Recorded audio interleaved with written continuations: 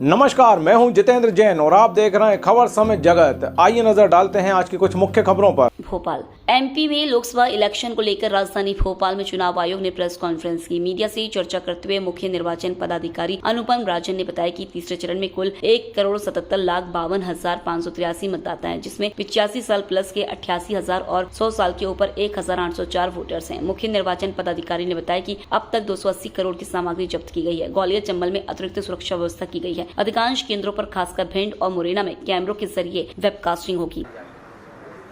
तीसरे चरण का चुनाव 7 मई को मतलब कल है अपने यहाँ। फर्स्ट 2 फेजेस हो गए हैं, जैसा आप जानते हैं, 19 तारीख को और 26 तारीख को पिछले महीने।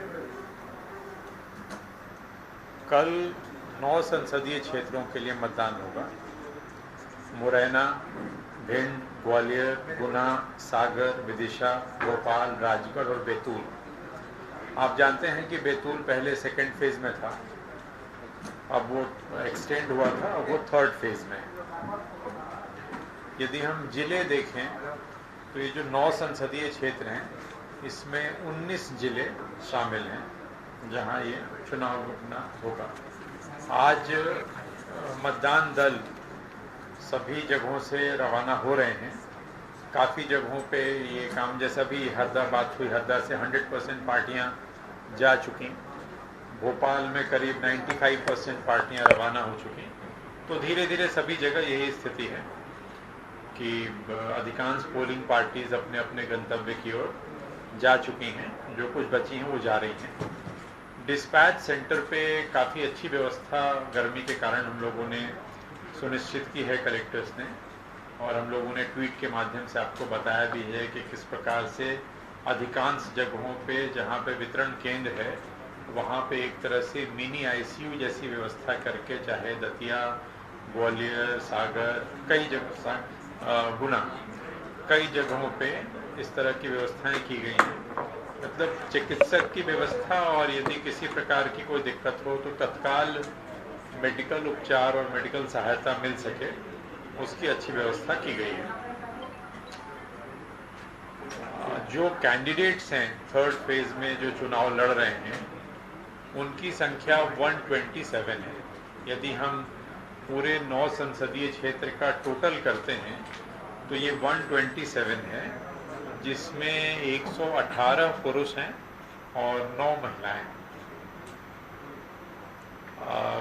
जिसमें सबसे ज़्यादा कैंडिडेट्स भोपाल में हैं इस चरण में 22, और सबसे कम भिंड में है 7।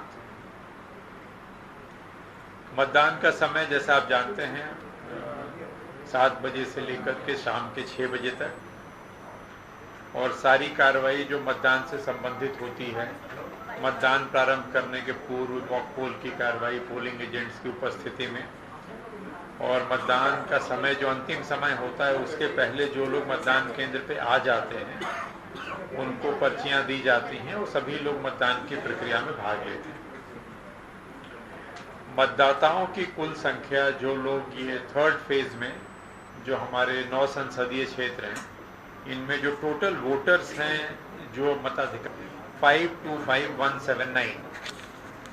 मतदान प्रतिशत की जानकारी हम लोग वैसे भी आपको हर 2-2 घंटे पे उपलब्ध कराते हैं, और अब वोटर टर्नआउट ऐप से भी आप देख सकते हैं, आप देखते हैं।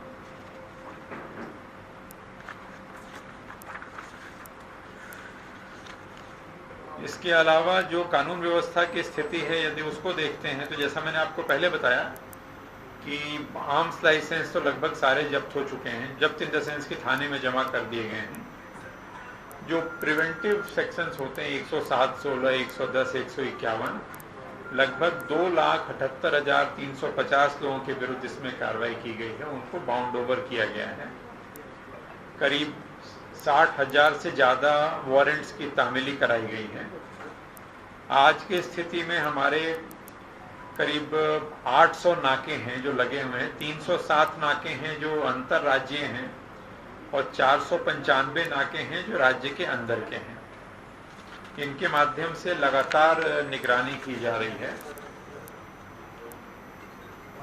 जो एफआईआर दर्ज हुई हैं आचार संहिता के दौरान, अभी तक वो 1433 हैं। 1433 FIR दर्ज की गई हैं आज की स्थिति में। सी विजिल के माध्यम से जो शिकायतें मिली हैं उनकी संख्या 4435 है, जिसका समय पे निराकरण किया गया है। जिला बदर के जो केसेस हैं जिसमें जिले से बाहर करने की कार्रवाई की जाती है, उसके 1706 प्रकरण में फाइनल ऑर्डर हुआ है। उसी प्रकार से जो नेशनल सिक्योरिटी एक्ट है NSA की कार्रवाई होती है, उसमें 36 प्रकरणों में कार्रवाई की गई। वोटर टर्नआउट अगर आप देखते हैं इन नौ पार्लियामेंट्री कॉन्स्टिट्यूएंसीज का 2019 का, 2024 तो हम कल बता पाएंगे आपको, या इसमें जो वोटर टर्नआउट पिछली बार रहा है इस पूरे 9 पार्लियामेंट्री कॉन्स्टिट्यूएंसी का, उसका औसत 66.63 आता है। उसका औसत 66.63 है। इसको यदि हम संसदीय क्षेत्रवार देखें तो मुरैना में पिछली बार वोटिंग हुई थी 61.95। भिंड जहां सबसे कम वोटिंग रिकॉर्ड हुई थी, भिंड की वोटिंग थी 54.49। ग्वालियर में वोट हुआ था 59.75। 59.75। गुना में 70.02। सागर में 65.47। विदिशा में 71.61। भोपाल में 65.68। राजगढ़ में 74.31। राजगढ़ 74.31। और बैतूल जो सेकेंड फेज से हमारा थर्ड फेज में अभी आया है, बैतूल में हुआ था 78.20। तो ये मतदान प्रतिशत की जानकारी है जो पिछले बार की है।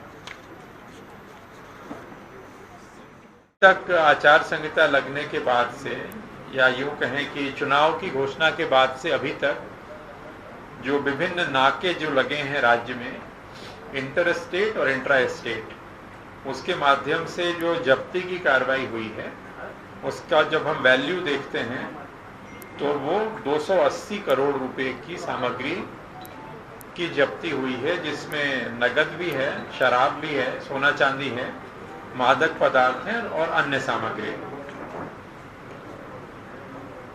वेबकास्टिंग हम लोग 16,000 मतदान केंद्रों पे, लगभग 80% मतदान केंद्रों पे थर्ड फेज में हम लोग वेबकास्टिंग के माध्यम से मतदान की प्रक्रिया पे उसकी निगरानी या उसकी देखरेख कर रहे हैं। थर्ड फेज में जो कि हमारा ग्वालियर चंबल संभाग भी आता है, तो वहाँ पे थोड़ी अतिरिक्त सुरक्षा की व्यवस्था भी की गई है और इस कारण से आपको वेबकास्टिंग का फिगर पहले 2 चरणों की तुलना में आपको बढ़ा हुआ दिखेगा। पहले 2 चरणों में जहाँ वेबकास्टिंग 60 से 65% थी, यहाँ अधिकांश मतदान केंद्रों पे कैमरे की व्यवस्था की गई है, खास करके भिंड और मुरैना में। ऐसे मतदान केंद्र भी चिन्हित किए गए जहाँ पर सबसे कम वोटिंग होती है? नहीं, लगातार हम लोगों ने हर जिले में मतदान केंद्र की संख्या, आप जानते हैं कि राज्य में 65,000 के आसपास है। अब तो चुनाव का समय, बट चुनाव के पहले लगातार हर जिले में उस प्रकार के सबसे न्यूनतम मतदान वाले 100-150 मतदान केंद्रों की पहचान की गई थी, जिन पे लगातार काम किया गया है। वैसे मतदान केंद्रों की भी पहचान की गई थी जहाँ पे किसी, हो सकता है कहीं पे महिलाओं ने वोट कम दिया था, तो वहाँ महिलाओं की भी जाके प्रचार किया गया। वैसे विधानसभा क्षेत्रों की पहचान की गई जहाँ पे राज्य के औसत से कम वोटिंग हुई थी, 75 निकले थे, वहाँ भी प्रयास किए गए। तो ये प्रयास लगातार हुआ है। देखते हैं, पहले 2 चरणों में वोटिंग कम हुई है, देखते हैं थर्ड फेज में क्या होता है। क्या करने की जब मतदान केंद्रों में कम अगर वोटिंग होती तो इस बार भी ऐसा कुछ किया जाएगा? हम बिल्कुल किया जाए, जो सेकेंड फेज में किया था वो तो करेंगे ही। उसके अलावा भी हम लोग लगातार जैसे चले बूथ की और अभियान थर्ड फेज के लिए 1 तारीख से कर रहे हैं, 4th फेज के लिए भी कर रहे हैं। तो प्रयास ये है कि लगातार बूथ पे 1 सप्ताह तक कोई न कोई गतिविधि की जाए, लोगों से संवाद किया जाए, लोगों को इसके लिए प्रेरित किया जाए कि जाएं और वोट करें। सर, कुछ कर्मचारी शिकायत करें कि उन्हें जो EDC सर्टिफिकेट मिलता है वो नहीं दिया गया। आज लाल परेड में कुछ कर्मचारियों ने मुझसे कहा कि उन्हें अचानक से सुबह बुला लिया गया, अब वो वोट नहीं डाल पाएंगे? नहीं, उसकी व्यवस्था वहाँ लाल परेड में कलेक्टर स्वयं मौजूद हैं। आपने बताया, मैं उनको बता दूंगा। तो ऐसे जो भी कर्मचारी होंगे उनको जो भी मदद होगी की जाएगी। वोटिंग परसेंटेज कैसे बढ़ गया? क्योंकि वोटिंग परसेंटेज देर रात तक आ जाता है कितनी वोटिंग हुई। 2 फेज का वोटिंग परसेंट मध्य प्रदेश में शायद 4% की बढ़ोतरी बाद में हुई, ऐसा उनका आरोप। नहीं, ये बिल्कुल निराधार, बेबुनियाद और मेरे पास शब्द नहीं है।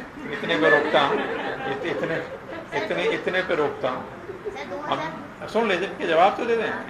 4% की बात करेंगे, 4 छोड़ो, 0.00004% की बढ़ोतरी नहीं हुई है। जो हमने डिक्लेयर आपको किया था मतदान दिनांक के देर रात या अगले दिन, वही वोटिंग परसेंटेज आज भी है। फिर रिपीट कर देता हूँ ताकि अगली बार ये ना हो कि सब कम कर दिया। आपको सर ऐसी कोई शिकायत? नहीं, मुझे कोई शिकायत नहीं मिली है। हमारा वोटिंग परसेंटेज फर्स्ट फेज का आरंभ से 67.75 है, सेकेंड फेज का 58.59 है और आज भी यही है और यही उस दिन भी था। जीतू पटवारी के खिलाफ एक शिकायत होती है बीजेपी। खबर समय जगत के लिए संवाददाता आदित्य सराठी की report. For latest news, subscribe to our channel and press the bell icon.